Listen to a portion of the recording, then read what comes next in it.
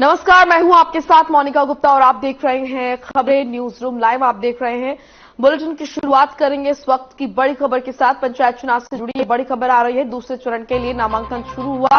दूसरे चरण में उन 9 जिलों में होगा चुनाव। आपको बता दें, अंबाला, चरखी दादरी, गुरुग्राम दूसरे चरण में शामिल। इस वक्त की ये बड़ी और अहम जानकारी आपके सामने। पंचायत चुनाव से जुड़ी इस वक्त की ये बड़ी खबर आ रही है। बड़ा अपडेट आपके सामने। दूसरे चरण के लिए नामांकन शुरू हो गया।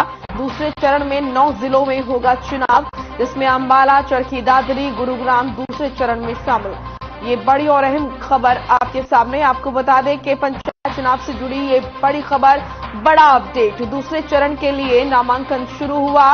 दूसरे चरण में 9 जिलों में होगा चुनाव। अंबाला, चरखी दादरी, गुरुग्राम दूसरे चरण में शामिल।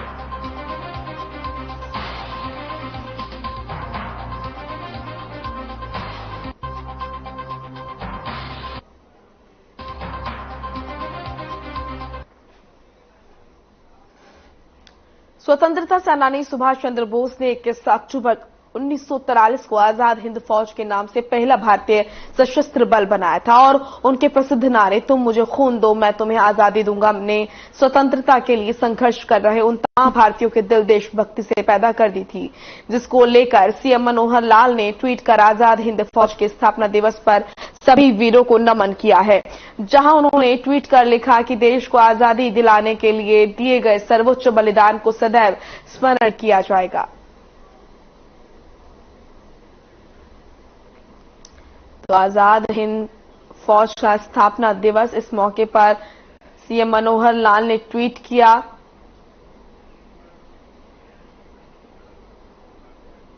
और स्थापना दिवस पर सभी वीरों को नमन किया। देश को आजादी दिलाने के लिए दिए गए सर्वोच्च बलिदान को सदैव स्मरण किया जाएगा।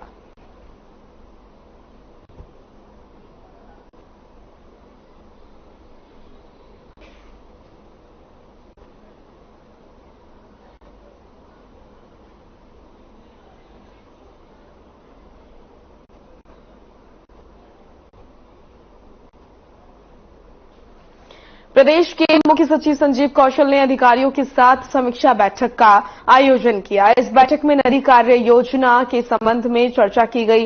बैठक में अधिकारियों को नदी में प्रदूषण कम करने के लिए ठोस कदम उठाने के निर्देश दिए गए।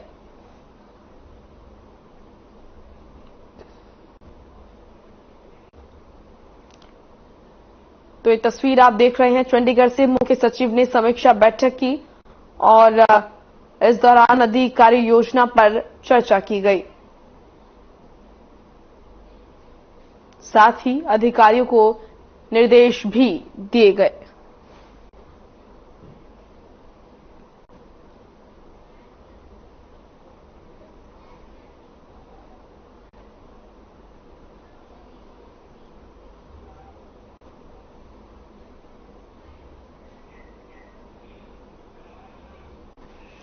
हिसार कांग्रेस भवन में राज्यसभा सांसद दीपेंद्र हुड्डा ने प्रेस कॉन्फ्रेंस की। प्रेस कॉन्फ्रेंस के दौरान दीपेंद्र हुड्डा ने कहा, सकारात्मक बदलाव हमारा मुख्य मुद्दा है। आदमपुर की जनता एक वोट से 2 बदलाव करने का काम करेगी।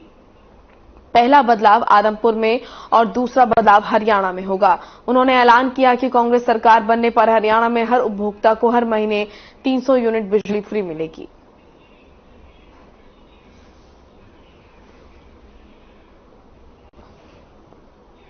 आदमपुर में लोगों का बहुत अच्छा रुझान, बहुत अच्छा रिस्पांस मिल रहा है हमें चुनाव में, और हमें पूरा विश्वास है कांग्रेस पार्टी जीतेगी। हमारे उम्मीदवार जयप्रकाश जी जीतेंगे। कोई प्रश्न आप पूछ सकते हैं। सर, राम रहीम पैरोल पर बात, एक और बात इसमें आई है जी।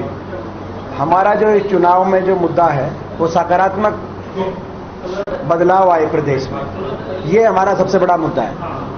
आदमपुर की एक वोट से लोग 2 बदलाव करने का काम करेंगे। एक तो आदमपुर में एक ऐसे जनप्रतिनिधि जिनकी कार्यशैली निराशाजनक रही है, जो ना कभी विधानसभा में बोलते, ना संसद में बोलते, ना कोटा लगाते अपना जो सांसद कोटा है, ना वो कभी लोग सुख दुख में रहते। वो केवल अपने राजनीतिक स्वार्थ के इच्छा अनुसार पार्टियां बदल देते हैं, पार्टी के साथ सेटिंग करके मगर लोगों के सुख दुख और विकास से उनका ज्यादा लंबा चौड़ा लेना देना नहीं है, तो लोग उनको बदलना चाहते हैं। पहला बदलाव आदमपुर में।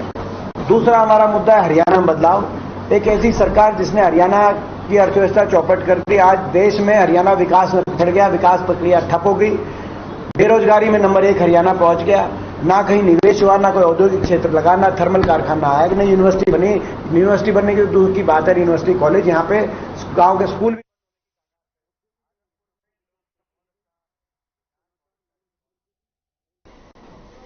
नगर पालिका कर्मचारी संघ हरियाणा की सफाई कर्मचारी की हड़ताल जारी है।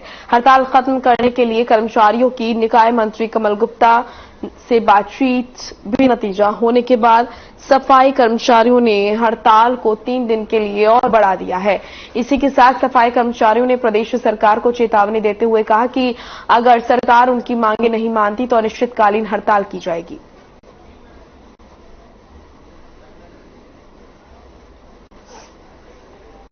पहले जैसा कि इनका था कि 2 दिन की स्ट्राइक थी, लेकिन आज जब सुबह ये इनका पता चला तो इन्होंने कहा कि जो हमारी स्ट्राइक है आज ये 3 दिन के लिए और बढ़ा दी गई है।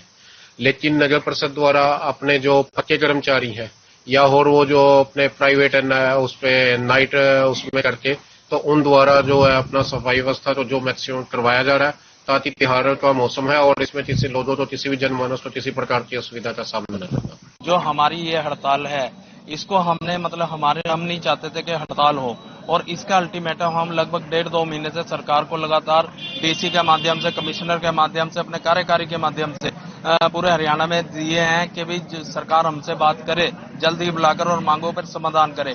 और परसों 19 अक्टूबर को हमारी मीटिंग जो की गई, नगर पालिका कर्मचारी संघ हरियाणा के डेपुटेशन को बुलाया गया, माननीय कमल गुप्ता जी से हमारी बैठक हुई, मगर वो पूरी बैठक बेनतीजा रही।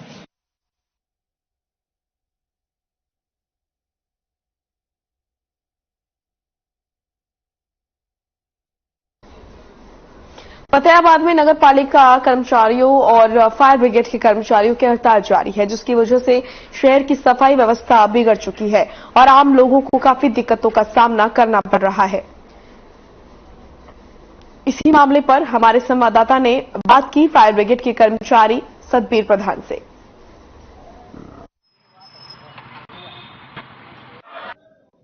दीपावली का त्योहार सर के ऊपर आ चुका है और अभी अगर मैं बात करूं तो नगर पालिका और फायर ब्रिगेड की हड़ताल लगातार जारी है। 2 दिन की हड़ताल रखी थी। फायर ब्रिगेड के प्रधान सतबीर शारण हमारे साथ हैं। सर नमस्कार। नमस्कार जी। क्या कहना चाहेंगे? लगातार हड़ताल जारी है, 2 दिन की रखी थी, उसके बाद 3 दिन की और बढ़ा दी गई है। देखिए, हमने सभी पहले मांग पत्र सरकार को भेजे थे, हड़ताल का नोटिस दिया था, बाकायदा प्रोसेस से काम किया था और सरकार को बताया था कि ये हमारी जो मांगे जायज हैं उनको पूरा किया जाए और वरना हम 19 और 20 2 तारीख हम हड़ताल पर जाएंगे। लेकिन सरकार ने हमारी बिल्कुल नहीं सुनी और मजबूरी बस हमें 2 दिन की हड़ताल पे जाना पड़ा। त्योहार सर के ऊपर है, ऐसे में हड़ताल आप लोगों ने रखी है कहीं ना कहीं। अगर दीपावली के त्योहार की बात करूं, आतिशबाजी लगातार जारी रहेगी, आगजनी की घटनाएं हो सकती हैं, फायर ब्रिगेड की गाड़ियां सभी आपकी जो है अंदर खड़ी हैं, सफाई कर्मचारियों की अगर बात की जाए तो सफाई व्यवस्था बिगड़ चुकी है, फतेहाबाद की जगह जगह गंदगी के ढेर लगे हुए हैं। इन हालातों के अंदर हड़ताल के ऊपर जाना कहीं ना देखिए, इसके लिए सरकार जिम्मेवार है। हमने हड़ताल का नोटिस 2 महीने पहले ही दिया था, उपायुक्त महोदय के माध्यम से, विधायक के माध्यम से, और सरकार को 2 महीने पहले नोटिस। 19 और 20 तारीख की हड़ताल आज से 2 महीने पहले की प्रस्तावित थी। ये सरकार की जिम्मेवारी बनती थी कि त्योहार का सीजन है, टाइम आ रहा है, तो हमारी मांगे सुनी जाए और बैठ के विचार विमर्श करना चाहिए। लेकिन सरकार ने हमें कोई न्योता नहीं दिया। क्या क्या मांगे हैं इसके अंदर? प्रमुख मांगे एक तो है फायर ब्रिगेड के जो कर्मचारी है उनको सर्जित पदों में करना। 1363 कर्मचारी जो पिछले 10 से 15 सालों से लगे हुए हैं और सरकार अभी कॉमन इंटरेस्ट टेस्ट निकाल के और हमें सबको घर का रास्ता दिखा रही है। हमारी मांग है कि जो वो खाली पद हैं उनके ऊपर 1363 पदों को सर्जित करके और बाकी जो खाली पद बचते हैं उनसे भरा जाए।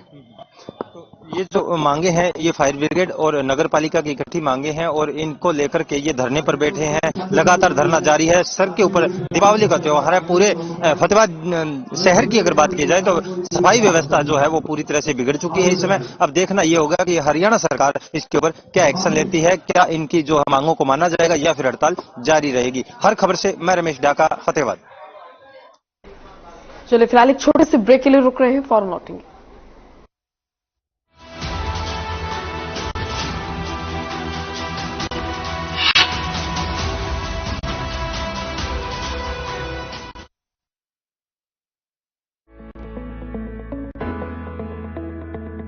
अगर आप पत्रकारिता के क्षेत्र में करियर बनाना चाहते हैं तो हम सिखाएंगे आपको इलेक्ट्रॉनिक मीडिया के हर गुण। जल्दी करें, साधना एकेडमी फॉर मीडिया स्टडीज में एडमिशन शुरू हो चुके हैं। सिर्फ कुछ ही सीटें बची हैं, तो देर बिल्कुल न कीजिए। हमारा कॉन्टैक्ट नंबर है 9999131700, 9999131800, या फिर आप हमारी वेबसाइट www.sadhnamedia.com पर विजिट कर सकते हैं। आप हमें noida.sense@gmail.com पर ईमेल भी कर सकते हैं। 100% जॉब प्लेसमेंट की गारंटी। आज ही संपर्क करें। पंजाब है जसप्रीत का ठिकाना, मुंबई है आदर्श का आशियाना, केरल का गोविंद निवासी, कोलकाता में जन्म है काशी। हर हिंदुस्तानी की शान, ARB बियरिंग जोड़े सारा हिंदुस्तान। हरे रंगों का उमंगों का जज्बा का रुकता है, मन साफ है तेरा अंदर तो बाहर दिखता है। जो अच्छा हो जो सच्चा हो वही तो दिखता है। हम निर्मा एडवांस हैं, मन की तरह कपड़े भी साफ रखते हैं। निर्मा एडवांस। अगर आप पत्रकारिता के क्षेत्र में करियर बनाना चाहते हैं तो हम सिखाएंगे आपको इलेक्ट्रॉनिक मीडिया के हर गुण। जल्दी करें, साधना एकेडमी फॉर मीडिया स्टडीज में एडमिशन शुरू हो चुके हैं। सिर्फ कुछ ही सीटें बची हैं, तो देर बिल्कुल न कीजिए। हमारा कॉन्टैक्ट नंबर है 9999131700, 9999131800, या फिर आप हमारी वेबसाइट www.sadhnamedia.com पर विजिट कर सकते हैं। आप हमें noida.sense@gmail.com पर ईमेल भी कर सकते हैं। 100% जॉब प्लेसमेंट की गारंटी। आज ही संपर्क करें। पंजाब है जसप्रीत का ठिकाना, मुंबई है आदर्श का आशियाना, केरल का गोविंद निवासी, कोलकाता में जन्म है काशी।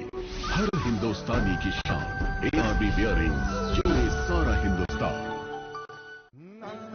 हरे रंगों का उमंगों का जज्बा का रुकता है, मन साफ है तेरा अंदर तो बाहर दिखता है।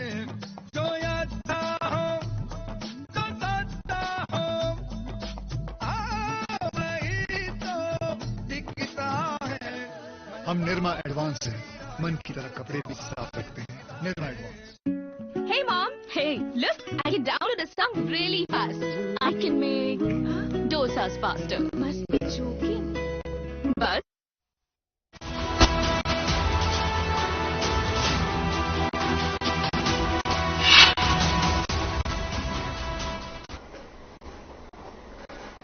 ब्रेक के बाद स्वागत है आपका। करेंगे खबरों का। इस वक्त की बड़ी खबर आ रही है, दिल्ली NCR में बड़ा प्रदूषण का स्तर। NCR में कई जगह हवा का स्तर खराब हुआ। दिल्ली में AQI 228, फरीदाबाद में 304 पहुंचा AQI, और गुरुग्राम में AQI 186। गाजियाबाद में भी बड़ा प्रदूषण। 22 अक्टूबर को AQI बेहद खराब होने की आशंका। इस वक्त की बड़ी और अहम खबर आपके सामने। NCR में कई जगह हवा का स्तर खराब हुआ। दिल्ली में AQI 328, फरीदाबाद में 304, गुरुग्राम में 186, और 22 अक्टूबर को AQI की अगर बात करें तो जो हवा का स्तर है वो लगातार गिरता हुआ नजर आ रहा है।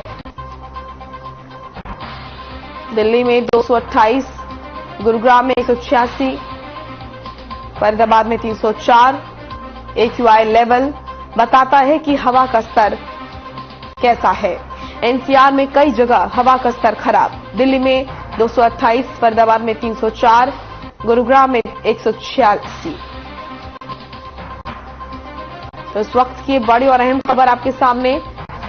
दिल्ली NCR में बड़ा प्रदूषण का स्तर। NCR में कई जगह हवा का स्तर खराब हुआ। दिल्ली में AQI 228, फरीदाबाद में 304, गुरुग्राम में AQI 186, और गाजियाबाद में भी हवा का स्तर खराब हुआ। इस वक्त की बड़ी और अहम खबर आपके सामने। आपको बता दें कि प्रदूषण का स्तर लगातार खराब होता नजर आ रहा है। NCR में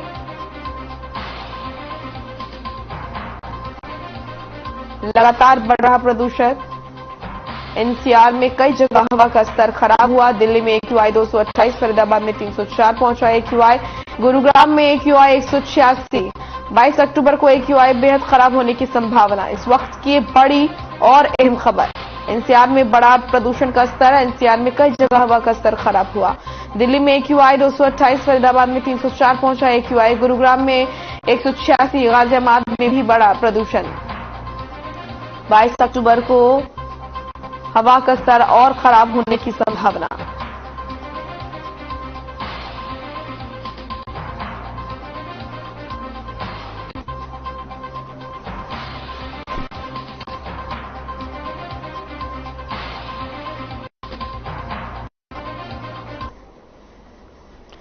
HSGPC के पूर्व प्रधान जगदीश सिंह झींडा कुरुक्षेत्र के छठी पातशाही गुरुद्वारा पहुंचे, जहां उन्होंने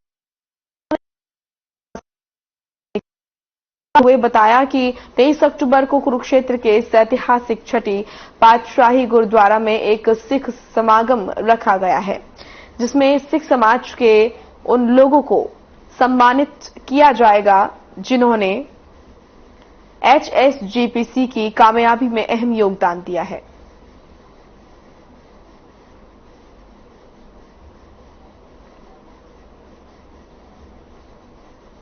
तो 23 अक्टूबर को होगा समागम HSGPC का सिख समागम। ये होगा, सिख समाज को किया जाएगा सम्मानित।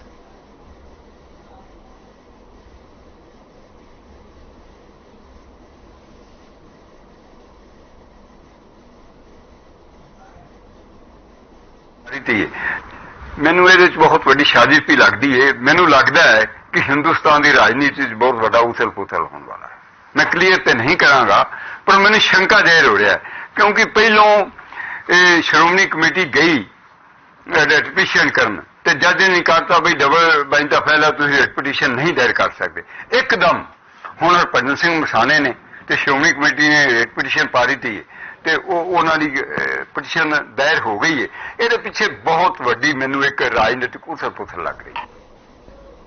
हरियाणा सिख गुरुद्वारा प्रबंधक कमेटी के अध्यक्ष जगदीश सिंह झींडा अंबाला पहुंचे। इस दौरान झींडा ने कहा कि साल 2014 से हरियाणा के गुरुद्वारों का पैसा कहां गया है, इसको लेकर सभी 47 मैनेजरों से हिसाब मांगा जाएगा। इसी के साथ 23 अक्टूबर को कुरुक्षेत्र के गुरुद्वारा में समागम का भी आयोजन किया जाएगा।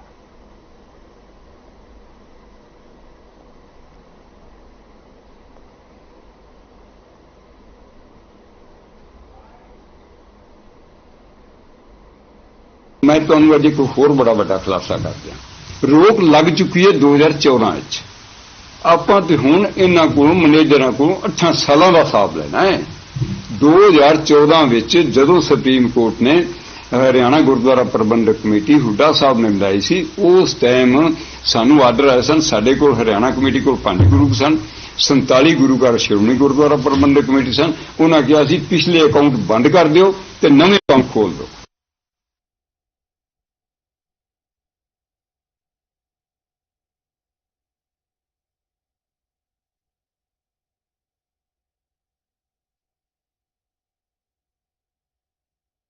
हरियाणा में वाहनों की फिटनेस जांच के लिए 6 ऑटोमेटिक व्हीकल टेस्टिंग स्टेशन खोले जाएंगे। ये स्टेशन अंबाला, फरीदाबाद, हिसार, करनाल, गुरुग्राम और रेवाड़ी में स्थापित किए जाएंगे।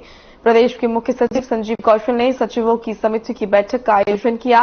बैठक में मुख्य सचिव ने परिवहन विभाग के अधिकारियों को 1 माह में ऑटोमेटेड टेस्टिंग स्टेशनों के प्रारूप को फाइनल करने के निर्देश दिए।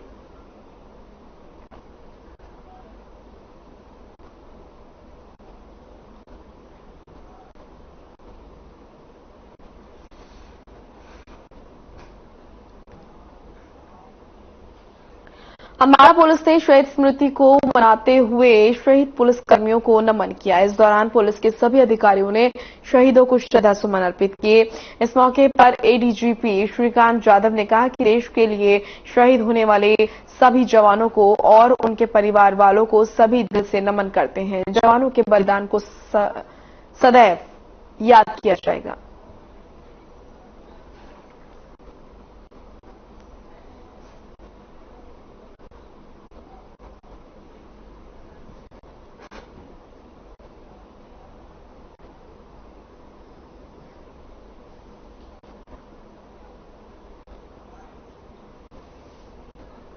ये दिन हम हर साल हमारे पुलिस और पैरामिलिट्री की जो साथी है जो अपनी जान की कुर्बानी अपने ड्यूटी के दौरान देते हैं, उनकी याद में हम यहाँ पर आते हैं उनको नमन करने, उनकी बहादुरी को नमन करने के लिए। ये हर साल हम इस दिन को मनाते हैं, याद करते हैं उनकी बहादुरी को और अपने आप को भी याद दिलाते कि अगर हमारे कुछ साथी ड्यूटी के दौरान अपनी जान दे सकते हैं तो हम कम से कम बहादुरी से, निर्दयता से काम करके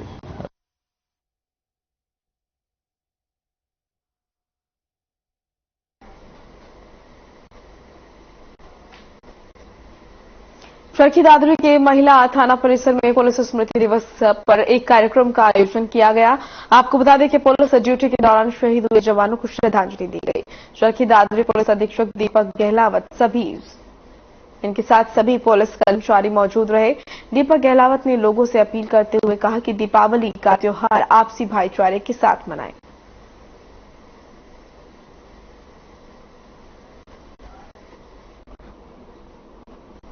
जैसे कि आपको पता है हर साल 63 में हर साल 21 अक्टूबर को पुलिस स्मृति दिवस मनाया जाता है, जिसमें हम हमारे तमाम जब भी पुलिस ड्यूटी में हमारे पुलिस बल या अर्धसैनिक बल के जवान जिन्होंने अपनी जान न्यौछावर किए देश के लिए, उनको याद किया जाता है। तो इस उपलक्ष्य में हम हर साल 21 अक्टूबर को सुबह एक कुछ समय के लिए उनको याद करते हैं और पुलिस स्मृति परेड की जाती है।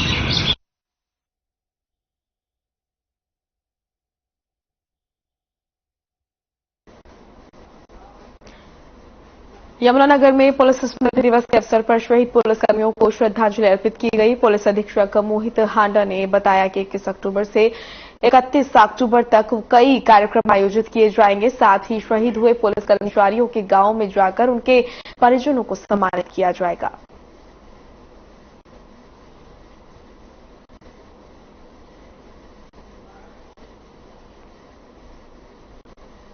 अक्टूबर से लेके 31 अक्टूबर तक, 31 अक्टूबर जो कि सरदार वल्लभ भाई पटेल की जयंती है, उस दिन तक रोजाना कोई ना कोई कार्यक्रम जो है वो पुलिस फ्लैग डे और पुलिस इनॉग्रेशन डे के तहत मनाया जाएगा। इसमें जो हमारे शहीद परिवार हैं उनके घरों में जाएंगी हमारी पुलिस की टीम और उनके द्वारा जो देश सेवा की गई है, अपने प्राणों की आहुति दी गई है, उसके प्रति आभार प्रकट किया जाएगा।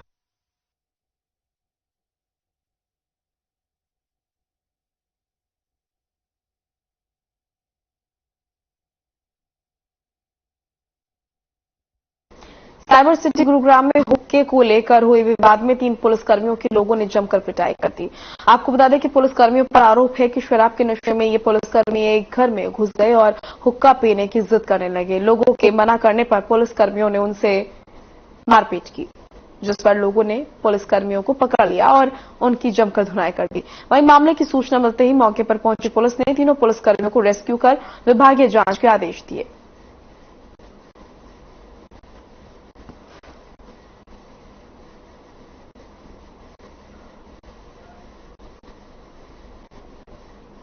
पुलिस में जॉब करते हैं। किस पोस्ट पे आप? कहाँ? कांस्टेबल है। कहाँ पे पोस्ट है? साउथ ऑफिस में। यहाँ क्या करने आया था? सर हम नॉर्मली जा रहे थे, घर की तरफ निकल रहे थे, ये बाहर रुका रखा था जी। ठीक है, हम रुक गए पीने के लिए, मोहल्ले हुक्का है, बाहर हुक्का नॉर्मली रखा होता है, तो भाई कोई ना कोई आदमी होगा रात को 12 बजे। ठीक है, ठीक है, बस यही के को लेके ये कोई छोटी मोटी पता नहीं क्या हुआ, मेरे तो समझ में नहीं आ रही बात। उसके बाद क्या बात हुई, हुक्का के लिए मैंने कहा तो हुक्का मारपीट को उतार हो गया वो। उसके बाद हमने मना करी, चल ठीक है सर, वो गलत बोला। उसके बाद वो मारू मत प्रमाणने के लिए आ गया। आप लोगों तीनों ने दारू पी? नहीं सर, हमने एक आध पैक लिया, इनके जगह नहीं लिया हमने, ऐसी कोई बात नहीं है सर। बाकी मतलब पूरा बुरा हाल होकर था। उसके बाद बोलने का मौका नहीं दिया, हम बाहर गए, बाहर जाने के मारने लग गए हमारे। मैं और मेरी मिसेज यहाँ बेड पे, तो मैं लेटा हुआ था, ये मेरे पैर की मालिश कर रही थी। फिर 3 आदमी मेरे को नजर आए, तो यहाँ इन्हें हुक्का पीना है। एक आदमी दूसरे कमरे में से इधर से घूम के उधर से आया, मैं बोला भाई ओ तेरा तम्बाकू कहाँ, हुक्का पीना है। मैं भाई दारू वाला के लिए उन्होंने महक आई मेरे को, मैं दारू वाला के लिए होकर नहीं है। घरवाली खड़ी हुई, इसको धक्का दे दिया एकदम। जो बैठते को पता है कौन है, हम मनोज को जानते हो? तो हम डीएसपी के आदमी हैं, जो के कागज ला के दिखाओ।